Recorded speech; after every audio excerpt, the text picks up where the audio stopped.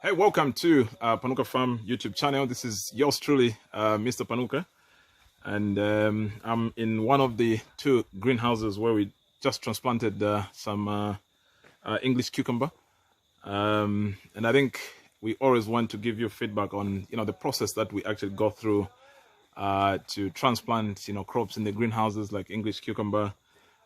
What some of the behind the scenes, so that you actually see what goes on. So in this video, we'll actually try and just present to you some of the critical processes that we undergo when we are transplanting English cucumber. What are some of the prior activities that we actually do in terms of land preparations, making sure that the seedlings are also in the right frame to be transplanted. So obviously, if you're going to transplant, it means you need to make sure you've got seedlings. And so our nursery is a very, very critical, component of our production. So here we are with, some English cucumber seedlings in the nursery, just checking the stage at which they are. And this actually guides, the pace at which we do land preparations in the greenhouses. Every day coming through, looking at the root mass and things like that. So that also that guides, with the hardening of these seedlings. So the next step is land preparations, but that is always preceded by some soil testing. And here are some of the results of our soil testing. So in greenhouse number 1, where we're transplanting this, you actually see that we did the soil fertility, tests. And those are the actual readings, and also the proposals in terms of actual nutrient need. This was done by Holland Green Tech Zambia for us, and so you actually see the proposal in terms of nitrogen, phosphorus, organic matter, and the lime. So this is very, very critical to check, especially for the kind of crops that we do. And these are just the readings also in terms of soil test for the other greenhouse. Very critical.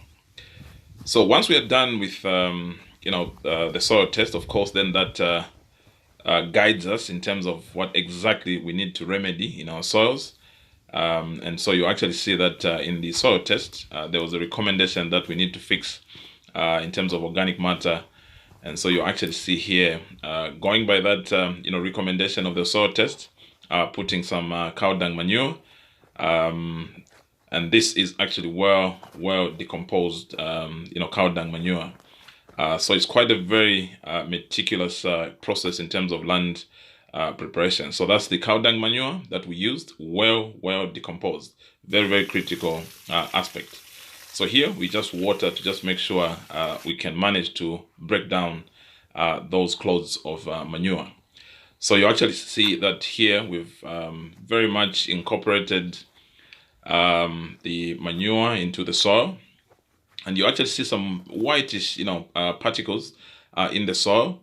So we also use some D compound to try and fix the nitrogen as recommended by the soil test.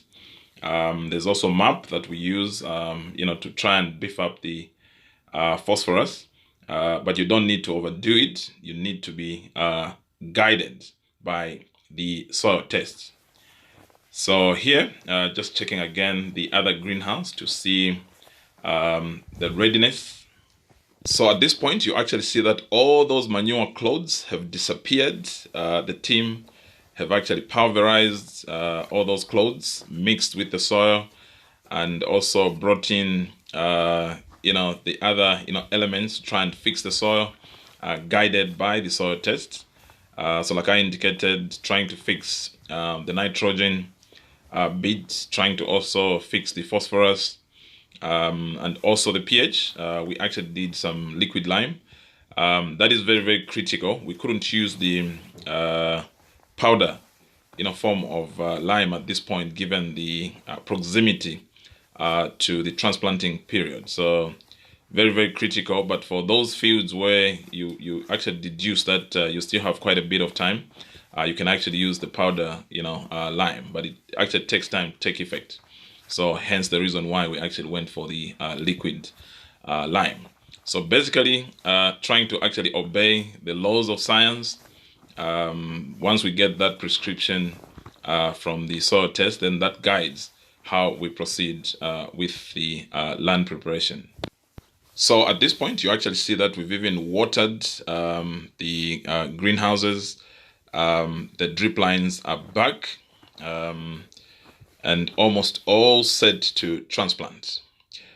So you actually see here now with the transplanting process, the lady in front is actually, establishing now the planting stations.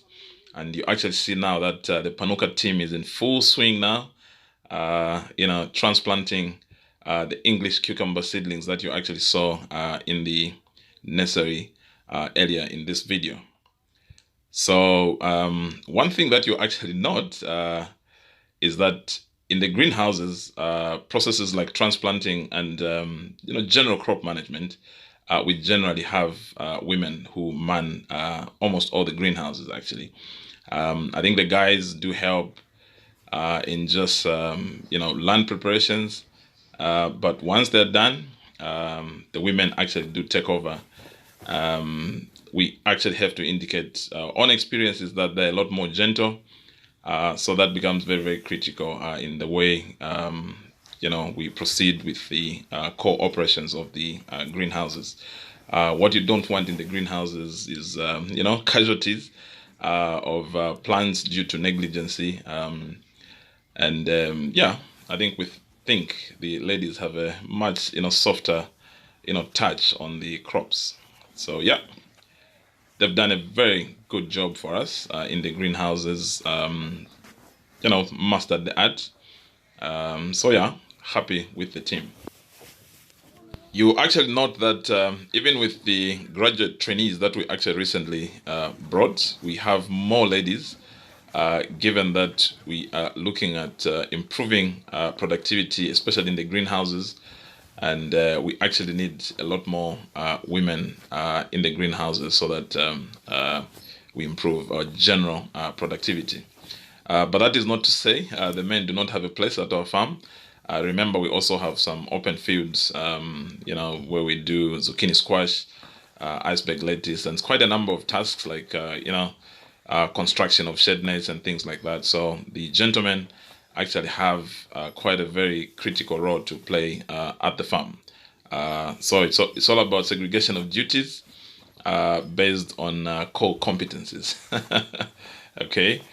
Yeah, so you actually see that at this point in the other greenhouse, we've finished, transplanting, everything looking, good. So what is critical at this point is for someone to go around checking that there are no, seedlings that have not been, buried in the ground. Sometimes that does happen. Sometimes when the team is about to knock off.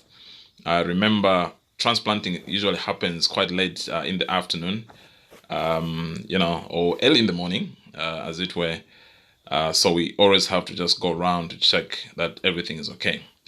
This is the other greenhouse number 1.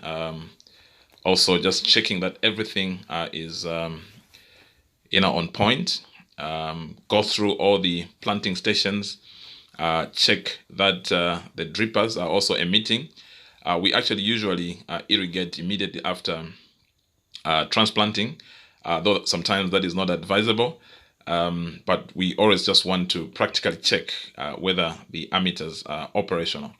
So that is very, very critical for us. And I think if you own a farm, make sure that you get into this habit of, going around after transplanting to just make sure that you don't have any seedlings that have been, left without being buried properly.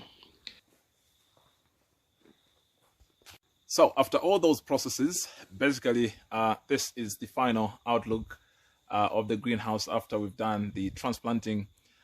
One of the things that you actually realize is that these English cucumber seedlings actually look the smallest, on the farm after transplanting. But somehow this crop ends up being the tallest on the farm. So yeah, quite magical. But again, that's the power of, just, farming seeing little seedlings coming up, to becoming, tall on the farm. So yeah. So thank you so much.